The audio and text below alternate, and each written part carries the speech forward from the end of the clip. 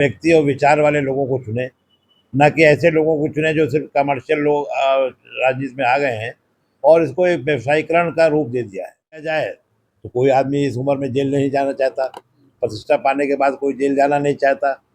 तो डर से भी और धन से भी, दोनों से डराने का जो प्रयास हो रहा है वो कहीं ना कहीं कामयाब हुआ है। इसलिए चर्चा का विषय तो रहेगा जनता के। जो चेहरा आपको दिखाई दे रहा है, परवेज आलम उर्फ भुट्टू साहब, जो 2022 में शाहगंज विधानसभा से पहली बार ऐसा हुआ था जो कोई मुस्लिम कांग्रेस पार्टी से प्रत्याशी बने थे, काफी चर्चा में आए थे। वो परवेज आलम भुट्टू साहब हमारे साथ उपस्थित हैं। सर, इस समय एक घटनाक्रम काफी चर्चा में है कि समाजवादी पार्टी के बहुत सारे सांसद एनडीए के संपर्क में हैं, कभी भी फूट सकते हैं, जिसमें आपके जौनपुर के भी सांसद हैं। तो ये जो खबरें लगातार चल रही है और एनडीए के सहयोगी ओम प्रकाश राजभर, संजय निषाद बड़े बड़े दावे कर रहे हैं, समाजवादी पार्टी टूट रही है, खत्म हो रही है, इसको आप कैसे देखते हैं?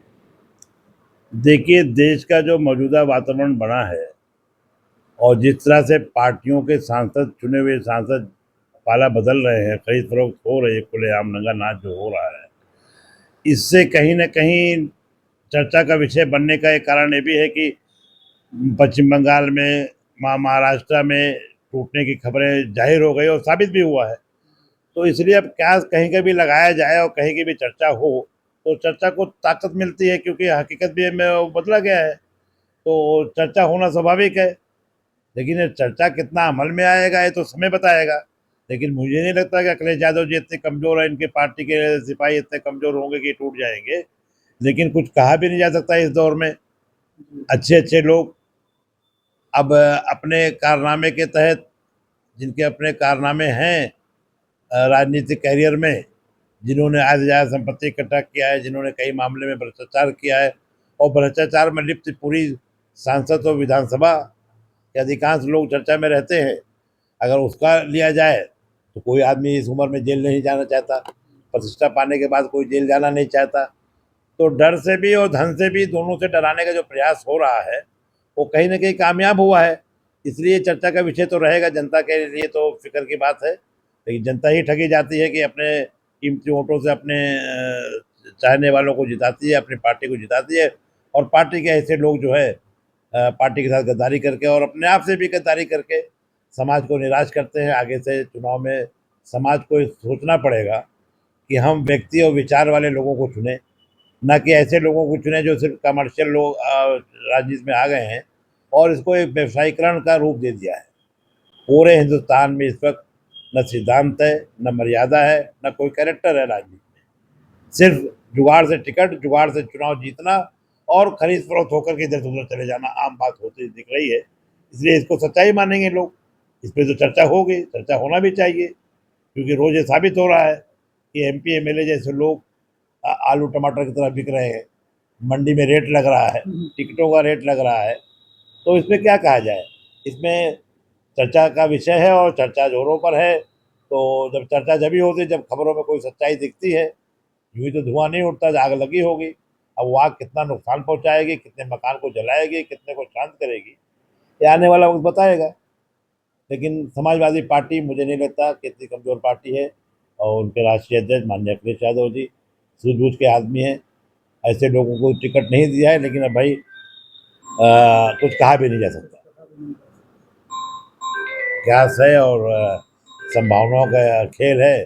संभावनाएं बनी हुई है, किसी भी पल खबरें उलट पुलट हो सकती है। राजनीति में कोई अ, हर अगला पल जो है नई खबर लेके आता है। खबरें बनना है और खबरें राजनीतिक पार्टियां बनाती हैं, इशू बनाता है। इसलिए खबरों का जोर है। आप जैसे मीडिया वालों को भी खबर चाहिए और खबर मिलती है, तो दोनों का बैलेंस बराबर है। इसलिए चर्चा का विषय रहे। अगर हम बात करें अपने जौनपुर सदर विधानसभा की, यानी 2027 का चुनाव जैसे करीब आ रहा है, ऐसे में सदर विधानसभा से बहुत सारे लोग दावेदारी ठोक रहे हैं। वही सदर विधानसभा से कांग्रेस पार्टी के पूर्व विधायक नदीम जावेद ने अभी प्रेस कॉन्फ्रेंस कर कांग्रेस के लिए, यदि सपा कांग्रेस का गठबंधन तो अभी भी है मान रहे हैं, कह रहे हैं कि 27 में गठबंधन रहेगा और 3 सीटों की मांग कर रहे हैं। ऐसे में जौनपुर में कांग्रेस का 3 सीटों की मांग करना क्या लगता है? आ जाइए। देखिए, राजनीति में तो हमेशा मांग रखी जाती है और मांग रखना भी चाहिए। और विधायक जी ने जो मांग रखी है, वो बड़े नेता है, राष्ट्रीय नेता है, राष्ट्रीय नेताओं के करीब रहते हैं, सूझबूझ वाले हैं। 5 साल का उनका विधायक रहने का अनुभव है, 3 बार चुनाव लड़े हैं, बड़े बड़े पदों पर रहे हैं। तो उनका आकलन बिल्कुल अपने तरीके से सही होगा और मैं भी चाहता हूँ कि 3 सीट मिले कांग्रेस को। अब कौन कौन सी सीटें होंगी, पार्टी और समीकरण तय करेगा। पार्टी के प्रत्याशी कहाँ कहाँ कैसे लड़ेंगे, जाने वालों को बताएगा। लेकिन मांग तो हर राजनीतिक आदमी को रखनी चाहिए अपनी पार्टी की तरफ से। और पार्टी का कोई आदेश रहा होगा, कोई निर्देश रहा होगा, कोई चर्चा रही होगी, तो बड़े नेता हैं, उन्होंने रखा है तो मुनासिब कुछ समझ के रखा होगा। मैं भी उसका समर्थन करता हूँ कि 3 सीट कम से कम जौनपुर में समाजवादी पार्टी के गठबंधन से कांग्रेस पार्टी को मिलनी चाहिए। तो कौन सी सीट होगी, देखने वाली बात होगी। जैसे और आपकी सदर विधानसभा से तैयारी लगातार जोरों पे है, तो ऐसे में सदर विधानसभा का अगर जातीय समीकरण निकाले तो वो आपके हित में जा रहा है। तो ऐसे में क्या लगता है आपकी जीत का फार्मूला क्या होगा और तैयारी कैसी चल रही है? देखिए, सदर विधानसभा हमेशा एक मुस्लिम सीट मानी गई है और लगातार उसमें मुसलमान कई बार कदर कर चुके हैं। अब्दाल अंसारी, जावेद जावेद साहब, नजीब जावेद साहब, 3 मुस्लिम विधायक इधर करंट में हुए हैं। और लेकिन पिछले एक दशक से यानी 2 बार से वहाँ भाजपा के खाते में जा रही वो सीट मुस्लिम बाहुल होने के बावजूद। नहीं, ये तो चिंता का विषय है, ये गठबंधन की चिंता का विषय है और होना भी चाहिए। जो समीकरण है वोटों का, जातीय समीकरण है, वो तो समाजवादी कांग्रेस गठबंधन का समीकरण है और समाजवादी की सीट रही है वो बराबर से। अब कांग्रेस गठबंधन से भी सीट है तो सपा कांग्रेस गठबंधन की सीट मानी जा रही है और मुस्लिम प्रत्याशी के लिए एक अच्छी सीट मानी गई जिले की। और भी सीटें, लेकिन जौनपुर सदर संख्या के हिसाब से मुस्लिम समाज के लिए अच्छी सीट है और वहाँ दावेदारी भी अच्छी होती है। वहाँ पूर्व विधायक रहे हैं, वर्तमान विधायक रहे हैं, मैं भी चुनाव लड़ा हूँ 96 से, लगातार सक्रिय राजनीति में हूँ। और मैं तो शाहगंज भी अपनी किस्मत आजमाया लेकिन नहीं हो पाया कुछ। लेकिन मेरा भी इरादा लड़ने का जो है और जो मैंने अपने आप को तैयार किया है और मन बनाया है, तो मैं भी सदर से ही दावेदारी कर रहा हूँ। और सदर पे ही मुस्लिम कैंडिडेट ज़्यादातर दावेदारी कर रहे हैं, उसमें मैं भी एक दावेदार हूँ और मैंने भी निर्णय लिया कि मैं सदर लड़ूंगा। और दावेदारी दूर के बाद मैंने निर्णय लिया, लड़ना है तो लड़ना है। चुनाव देखिए संभावनाओं का खेल है, लड़ने वाले को मन बनाना पड़ेगा, समाज के बीच जाना पड़ेगा। समाज तय करते हैं कौन जीतेगा कौन हारेगा। लड़ाई के पहले तो सभी जीत रहे हैं, इसलिए लड़ने का मन मेरा तो पक्का है। बाकी और साथी भी जो पार्टी में है और दूसरे गठबंधन पार्टी में है, सबको अधिकार है। हर कार्यकर्ता, हर आम आदमी को अधिकार है जो पार्टी जुड़ा हुआ है। हर कार्यकर्ता से ही पार्टी बनती है और पार्टी की टिकट उन्हीं कार्यकर्ताओं को मिलना चाहिए। तो मैं तो अपनी तैयारी में भी हूँ और बाकी लोग तैयार हैं और सबकी अपनी अपनी तैयारी है। अब पार्टी किसको तय करती है ये समय बताएगा। सर क्या कहेंगे, आपने राजनीति बहुत करीब से देखा है। इस समय जो मौजूदा जौनपुर का हाल है, क्राइम का ग्राफ सर बहुत तेजी से बढ़ रहा है। एक घटना का जो मामला सॉल्व नहीं तो दूसरी घटना हो जाती है। ये एक कल घटना सर हो गई जौनपुर में, बक्सर थाने में। क्या कहेंगे सर? देखिए, घटनाओं का सिलसिला तो बिल्कुल नहीं रुक रहा है पूरे प्रदेश में। और अब तो खुलेआम घरों में जाके गोली मार दीजिए, रास्ते में गोली मार दी जा रही है। और हम जीरो टॉलरेंस की जो बात करते हैं, तो इतना बुलडोजर चलने के बाद तो मेरे ख्याल से घटना जीरो पे आ जाना चाहिए था। लेकिन जीरो टॉलरेंस कहने से जीरो पे घटना हो नहीं रही। घटना ग्राफ इतनी तेजी बढ़ रही जैसे 100 की स्पीड से बढ़ रहा हो, जैसे शासन को खुली चुनौती दे रहे हो क्रिमिनल लोग। और आए दिन जो मर्डर हो रहे हैं जो इस तरह से हो रहे हैं, लेकिन इसमें भी 2 एंगल हो गया। इसमें भी जातीय समीकरण को देखने के बाद एक वर्ग को तो इतना डराया जा रहा है कि वो साहस नहीं करे, लेकिन दूसरे वर्ग को इतना बढ़ाया जा रहा है कि वो साहस कर रहा है। तो इसका बैलेंस जब तक नहीं होगा, जब तक बैलेंस कार्रवाई नहीं होगी, निष्पक्ष कार्रवाई नहीं होगी और जातीय समीकरण को देख करके अगर कार्रवाई होगी तो ये घटनाएं और बढ़ेंगी। एक पक्ष दबेगा, एक पक्ष बढ़ेगा। सर अपराधियों की कोई जात नहीं होती सर। लेकिन सरकार की जो मंशा है, ये डिसबैलेंस करके एक वर्ग को डरा रही है, दूसरे वर्ग को बढ़ा रही है। तो जब घटबढ़ का मामला होगा, एक दबेगा और दबा मारा जाएगा और कार्रवाई नहीं होगी। सर आप इतना खुल के बोल रहे हैं, डर नहीं लग रहा है इतना खुल के सरकार खिलाफ? भाई देखो, जिसके पास खुदा का डर हो और खौफे खुदा से जीता हो और इंसान से डरने लगे, तो इसका मतलब उसका ऊपर वाले पे भरोसा नहीं है। मैं तो ऊपर वाले के भरोसे और ऊपर वाले के यकीन पे जीता हूँ। मेरे साथ खौफे खुदा रहता है, मैं इंसान से न डरता हूँ न दबता हूँ। सामने कौन लड़ रहा है, कौन आएगा, कौन लड़ेगा, इसकी परवाह मैंने कभी पूरे राजनीतिक जीवन में नहीं किया। और सच बात और हक बात मैं डंके की चोट पे कहता हूँ। और सच बात और हक बात कोई न समझे, उसको डिनाई करे, वो अच्छा आदमी मेरे लिए ही नहीं हो सकता। 2027 में सर आपने चुनाव लड़ने की बात कही है। सर क्या लगता है अभी तक के कौन सा ऐसा जो जनपद जौनपुर का काम नहीं हो पाया, क्या कुछ आपको लगता है किस देश के जो आप चुनाव लड़ना चाहते हैं सर? देखिए, जौनपुर जनपद शिक्षा संस्थानों से भरा पड़ा है। अगर हम पूरे प्रदेश का मूल्यांकन करेंगे तो शिक्षा संस्थान जितने हमारे जौनपुर में है, प्राइमरी से लेके इंटर कॉलेज से डिग्री कॉलेज से लेकर के तमाम यूनिवर्सिटी का इतना बड़ा सेटअप किसी जिले में नहीं है बिल्कुल सही आप शिक्षा के मामले में।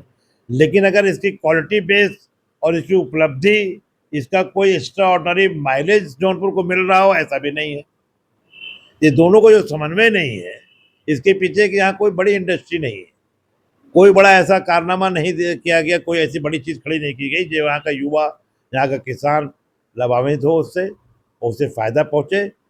अब आपको ज़रूरत है, उत्तर प्रदेश में जौनपुर बड़ा ज़िला है और बड़े फर्टाइल ज़िला है, बड़े पढ़े लिखे लोग यहाँ विद्वान लोग हैं और नामवर लोगों के शहर रहा है। चाहे हिंदू हो या मुसलमान हो, बड़े जिम्मेदार लोग, बड़े महान लोग यहाँ से निकले और पूरी दुनिया में अपनी पहचान बनाई, पूरे देश को पहचान दिया। जौनपुर अपने आप में एक बहुत तारीखी शहर है। उस हिसाब से इसकी तरक्की नहीं हुई। ना होने के दो कारण हैं। जब व्यक्ति का विचार होता है तो विकास होता है। हम विचार वाले व्यक्ति को चुने जिसके पास विजन हो, मिशन हो और अपने समाज और अपने क्षेत्र और अपनी जनता के बीच में कुछ ऐसा काम करने की इच्छा हो। उसकी कमी शायद है। लोग बंगलो, गाड़ी और प्लाट और धन इकट्ठा करने में इतने पैसे हो जाते हैं, 5 साल गुजर जाता है, मालूम ही नहीं पड़ता। जो लोग खटारा गाड़ी में चुनाव लड़ने आते हैं और शपथ लेते फॉर्चुनर में आ जाते हैं, फॉर्चुनर का काफिला लेके चलते हैं। तो बड़ी बड़ी गाड़ियों को दिखा करके और बड़े बड़े महल खड़ा करके अपनी तरक्की तो कर लेते हैं, लेकिन जनता को ठेंगा दिखा दे, जनता के लिए कुछ ऐसा करता हुआ देखा नहीं मैंने। तो मेरा प्रयास ये होगा कि छोटी गाड़ी में चल करके जनता और समाज के लिए कुछ बड़े सपने बनाए जाए, बड़े विकास के काम किए जाए। गाड़ियों पे बड़े काफिले से चलने से आदमी बड़ा नहीं हो जाता। कुछ बड़ा काम करके जाइए, आपका जीवन आज है कल नहीं रहेगा। सबको नीचे से विदा होना है, सबका अंतिम संस्कार होना ही होना है, जो कुदरत का नियम है। लेकिन धरती पर कुछ ऐसा कर जाइए कि जाने के बाद भी, जिंदगी के साथ भी, जिंदगी के बाद भी लोग आपको महसूस करें और आपको याद करें, आपकी याद में कुछ सेमिनार करें, आने वाली पीढ़ी को बताएं कि हमारे क्षेत्र में, हमारे जनपद में कोई ऐसा था जो ये करके गया। तो ऐसा विकास और विचार करने वाले लोगों को चुनना चाहिए पब्लिक को, ताकि विकास का काम हो सके। मेरा अपना अंदाज़ा यही है। मैंने अब तक जो अनुभव किया कि जौनपुर में इतने बड़े बड़े पदों पे मंत्री, विधायक, सांसद हमेशा रहे, होते रहे, आज भी हैं, लेकिन कोई ऐसा निर्णायक काम, कोई ऐसा महत्वपूर्ण काम नहीं हुआ जो आवाम में कह दे कि साहब इनके राज में हुआ है। एक ज़माने में कभी हम चर्चा में सुनते थे और हम देखा भी है, कताई मिल हुआ करती थी। जैसे अखिलेश जी ने मेडिकल कॉलेज दिया, सतरिया का जो मिलता हुआ अरुण कुमार मुन्ना सिंह के ज़माने में, वो लोग विकास पुरुष थे। अरुण कुमार सिंह मुन्ना जी आज हमारे बीच नहीं है, लेकिन मैं उनके अंतिम संस्कार में जब गया था, पूरे प्रदेश से लोग 30-35 साल पहले और समाज सेवा में थे, लेकिन मैं जब वहाँ देखा कि लगता था कि अभी इस वर्तमान सरकार के मंत्री हैं। अरुण कुमार मुन्ना जी उस व्यक्तित्व के लोग थे, उस पाए के लोग थे कि जिन्होंने सतहरिया को एस्टेब्लिश कराया, कताई मिल दी जौनपुर को, और बहुत सारे लोगों को उन्होंने रोजी रोजगार जोड़ा। उनकी लोकप्रियता इतनी रही कि 32 साल बाद भी लोगों ने अंतिम विदाई जो उनको दिया, वो लग रहा था कि वर्तमान का कोई मंत्री की विदाई हो रही है, ऐसा मैंने महसूस। सर ये मौजूदा सरकार है, कहीं कहीं इसको ये समझ में आता है कि तो नाम चेंज करके तो हम वोट ले लेंगे। जैसे ये कटाई मिल थी, इसका जो मेडिकल कॉलेज है अखिलेश यादव ने इसकी नींव रखी थी, अब जो बन करके सब तैयार हो गया, उसका नाम जो है उमरनाथ सिंह नाम से रखा गया है। सर इस सरकार में जो है नाम चेंज करने का प्रक्रिया काफी तेजी से बढ़ता है, क्या कहेंगे? देखिए, मेरे तो बड़े अच्छे मित्र रहे अर्जुन सिंह यादव, सांसद रहे। उन्होंने कुकड़ीपुर के थे, उन्होंने पूर्वांचल को बहुत सारी ज़मीनें अपनी जो है उन्होंने दिया। आज अर्जुन यादव का नाम लेने का कभी चर्चा में नहीं सुनते, और वो एक ऐसे व्यक्ति थे, रिक्शा और मोटरसाइकिल पे चल के लोगों को भी सांसद होते हुए, विधायक होते हुए, निर्दल विधायक वो आदमी जीता सदर से, एक बार विधायक रहे, सांसद रहे, और वो आम आदमी के बीच हमेशा रहे, और इतनी बड़ी कुर्बानी अपनी ज़मीनों को देकर के पूर्वांचल स्टेट एस्टेब्लिश किया। वीर बहादुर का नाम पढ़ा और अन्य लोगों को मैं वोट देखता हूँ, लेकिन अर्जुन यादव का नाम, उनके परिवार का नाम कहीं भी नहीं देखता हूँ। मुझे अफसोस होता है, दुख होता है कि जिस व्यक्ति की ज़मीन पर ये चीज़ें खड़ी हुई, आज उसी का नामो निशान नहीं, और जिले में कोई चर्चा नहीं। लोकप्रिय सांसद, लोकप्रिय विधायक, हर दिल का जानने मानने वाला जमीनी नेता, आज अर्जुन यादव की चर्चा कोई नहीं करता है। तो ये समाज है, अब समाज को भूलने की आदत है। उन्होंने इतना बड़ा काम किया कि यूनिवर्सिटी के लिए जमीन दी, और आज यूनिवर्सिटी है, लाभान्वित हो रहे लोग, ये अर्जुन यादव गायब है। जिनकी जिनकी जमीन पे बुनियाद पड़ के आज यूनिवर्सिटी खड़ी हुई, उनका नाम ही गायब है। दूसरे दूसरे लोग आ जा रहे हैं। मेडिकल कॉलेज है, एक नाम तो उनके नाम समर्पित कर देते, पूर्वांचल में ही कम से कम एक बोर्ड लग जाता जिसमें लिख देते कि भाई अर्जुन यादव। बुनियाद होते हैं, बुनियाद ही गायब है। तो ये सरकारों को सोचना चाहिए, समाज सेवी के लोगों को सोचना चाहिए। आज भी जो विधायक सांसद हैं, अगर अपने पीछे वाले के बारे में नहीं सोचेंगे तो आपके बारे में भी कोई नहीं सोचेगा। तो जैसी सोच आप पैदा करेंगे वही सिलसिला चलेगा। हम तो ये चाहते हैं कि जो भी समाज में कोई छोटा मोटा काम, बड़ा काम कहीं भी किया, जिस स्तर पे किया, उसकी पहचान, उसके कर्मों का, उसके अच्छे कर्मों की चर्चा आने वाली पीढ़ी के बीच में होना चाहिए, ताकि पीढ़ी ये समझे कि हमारे बीच ऐसे महत्वपूर्ण लोग भी थे। इसका सिलसिला बंद हो गया है, ये सिलसिला हम ही लोगों को शुरू करना पड़ेगा। हम अपने से बड़े को बड़ा नहीं मानेंगे तो कल हमारा भी जब समय खत्म हो जाएगा तो हमें भी कोई नहीं पहचानेगा। इसमें तो राजनीति होनी चाहिए, किसी पार्टी विशेष जात पात नहीं होनी चाहिए। ये तो समाज के लिए जो काम कर रहा है उसका नाम आगे रखना चाहिए, आने वाली पीढ़ी तक बढ़ाना चाहिए। लक्ष्मी शंकर यादव एक जमाने में थे, सड़कों को जाल बिछाया, हमने सुना। मौलवी मसूद खान साहब आजमगढ़ में थे, हैं, एक ईमानदार व्यक्ति, पूरा सड़कों को जाल बिछाया। लेकिन आज आजमगढ़ में कौन मौलवी मसूद खान साहब की बरसी मना रहा है? लक्ष्मी शंकर यादव को कौन याद कर रहा है? राम गोविंद सिंह को कौन याद कर रहा है? अर्जुन यादव को कौन याद कर रहा है? तो ऐसे जब यादों में आप वर्तमान में भूल जाएंगे, जल्दी जल्दी भूल जाएंगे, तो हम सब भी भुला देने वाले लोग होंगे। जो आगे आगे काम करेंगे वो भी भुला दिए जाएंगे। तो ये बहुत गलत परंपरा है। हर व्यक्ति के हर अच्छे कामों का सम्मान होना चाहिए और उसको हमेशा जिंदा रखना चाहिए। सर, लोकसभा 2024 में गठबंधन की चुनाव गठबंधन में लड़े थे कांग्रेस और सपा। उस टाइम पे सर 37 के आसपास निकला था। सर, उसका कितना फायदा जो है 2027 में तो मिलेगा? हाँ भैया, आ जाओ अंदर। नहीं नहीं, आइए आइए आइए। सपा को 37 सीट मिली थी। देखिए, 37 सीट और राहुल और अखिलेश जी के प्रयास से, और भाजपा की जो संविधान को बदलने की जो योजना थी, जनता ने भरपूर समर्थन करके दोनों लोगों को बहुत अच्छा परफॉर्मेंस दिया। लेकिन मैं एक सवाल इसमें करता हूँ, क्या हमने उस मोड को, उस वातावरण को अब तक बनाए रखा है जनता में? हम चुनाव के बाद जनता में 4 साल लगभग हो रहा, 3 साल हो गया, हम चुनाव के बाद जनता के बीच जा ही नहीं पाए उस तरह से। जनता को जागरूक किए रहना और अपनी खुद की जिम्मेदारियों का एहसास कराते रहना, ये हमारा कर्तव्य होना चाहिए, लेकिन हम नहीं कर पाते हैं। तो जनता को भी भूलने की बीमारी, आप जनता को भूल जाए, जनता भी भूल जाएगी आपको। तो कोई नया समीकरण, नए हालात, नए कुछ चीज़ें आएगी, और 3 साल में का 3 महीने में या महीनों में लोग, भाई मई और जून के बीच में जो घटनाक्रम बंगाल में हुआ, 15 साल से जिनकी हनक थी वो 15 दिन में जीरो हो गए हैं। जो दूसरे को विलय कराने की बात करे, खुद विलय करने की नौबत आ गई। तो राजनीति में कुछ चीज़ सर्टेन नहीं, कुछ परमानेंट नहीं है, रातों रात चीज़ें बदल जाती है। अब जो वो मौजूदा सरकार है, राष्ट्रपति से लेके गवर्नर तक उनके अपने हैं। कब कौन सरकार की विदाई हो जाएगी, कौन राष्ट्रपति शासन लग जाएगा, कौन सांसद टूट उधर चले जाएंगे, ये रोज की खबर हो गई मीडिया में। आम जनता को बेरोजगारी, महंगाई, किसान की मजबूरी, परेशानी, युवाओं का इतना बड़ा धक्का कि नीट के पेपर लीक हो रहे, इस पर कोई चर्चा नहीं हो रही है। जो बेसिक मुद्दा है समाज का, जिम्मेदारी का मुद्दा है, बेरोजगारी, महंगाई और विकास का काम जो है, इस पर कोई राजनीति और कोई पार्टी चर्चा। आज पार्टी सिर्फ नेताओं के टूटने, बदलने, वफादारी और गद्दारी साबित होने में लगे हुए हैं। ये कोई वो खबर है? ये जनता के लिए कोई राहत की खबर तो है नहीं। राहत की खबर ये बताओ कि भैया पेट्रोल का दाम बढ़ा था जब जंग चल रही, जंग बंद हो गई, सुना हो गया ईरान और अमेरिका में, क्रूड ऑयल का दाम कम हो गया है, पेट्रोल का दाम 4 रुपया कम हो गया, गेहूं का दाम कम हो गया, तेल का दाम कम हो गया, किसानों के लिए छूट हो गई, नौजवानों के लिए रोजगार का अवसर हो गया, इतनी भर्ती होने जा रही। इन सब मुद्दों पे कोई भी पार्टी सत्ता में है, विपक्ष में, कोई नहीं बात कर रहा है। लोग तोड़ने में लगे हुए हैं, कुछ लोग अपने बचाने में लगे हुए हैं। तो तुम जो अपने सांसद और विधायक को तोड़ने और बचाने के प्रयास में रहोगे तो जनता तो गायब है, और जनता ही आपको चुन के भेजी है, और फिर जनता के बीच आपको जाना है।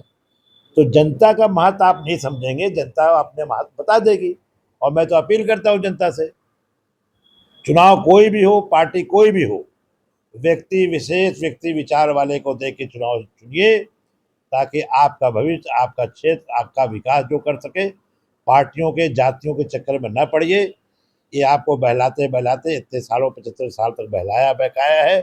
बार बार आप ही ठगे जाते हैं, आप ही का नुकसान होता है, दाम बढ़ता है, कम नहीं होता है।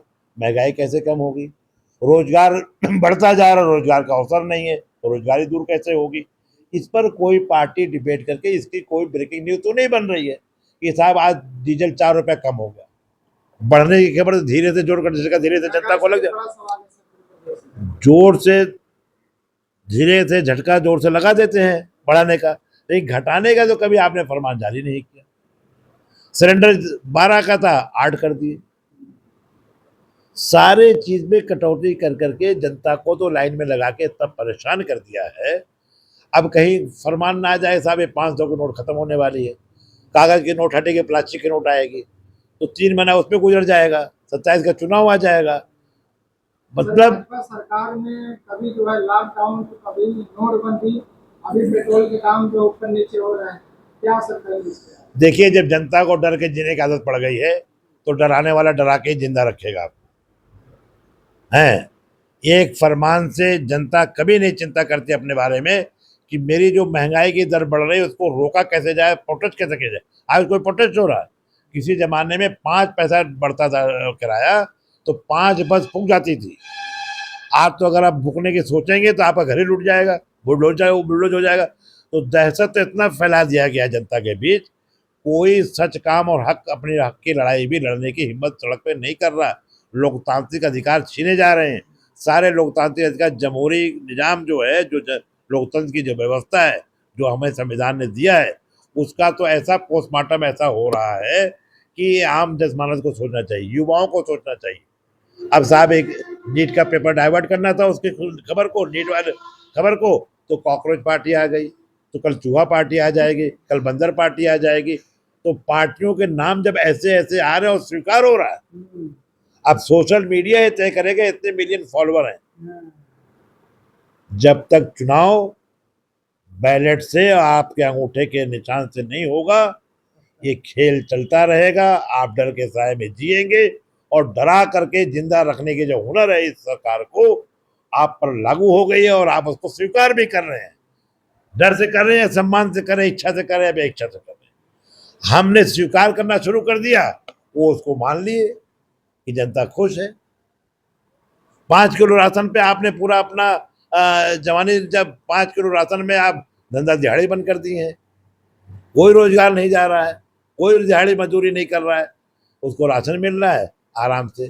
तो किसी को बेरोजगार करना है, बेकार करना है, तो उसे मुफ्त पे खिला दीजिए 6 महीना, वो आजीवन बेकार हो जाएगा। वो काम धड़ल्ले से चल रहा है सरकार का। तो ये योजनाएं जब कामयाब है, और वो बेचारे अंधभक्त जो है वोट दे रहे हैं उसी 5 किलो राशन पे, तो क्या जरूरत है उनको विकास के लिए, फैक्ट्री के लिए, और इसके लिए डिग्री कॉलेज के लिए, मेडिकल कॉलेज की क्या जरूरत है? मेडिकल कॉलेज वाला नीट के लीक पेपर में फंसा हुआ है, 5 साल तक झेलेगा। फिर उधर खान साहब और चौहान की लड़ाई आ जाएगी, है वो हिंदू मुस्लिम में डाइवर्ट हो जाएगी, वहां गोली चल जाएगी। सब तो आप ही को फैब्रिकेट करना है भाई, फिल्म बनानी है। अब जनता उसी फिल्म को देखने के लिए उतावला है, मीडिया भी उसी न्यूज को दिखाने के लिए उतावला है। सब ब्रेकिंग न्यूज जितनी गंदी और वाहियात और बेजरूरत की खबरें हैं समाज के लिए, किसी फायदे के नुकसान की खबर नहीं है, वही ब्रेकिंग न्यूज है। ये आपने बहुत बड़ी बात, ये बहुत ही समझदारी वाली बात परवेज आलम भुट्टो साहब, जिस तरीके से आज इन्होंने सरकार को घेरा है और सरकार को कटघरे में खड़ा किया, हर मुद्दे पे इस सरकार को फेल बताया है। चाहे वो सिस्टम के अंदर सारी चीजों को आज इन्होंने, चाहे वो महंगाई, बेरोजगारी, या फिर इस सरकार हर मुद्दे पे फेल रही है। अभी तक के लिए इतना ही।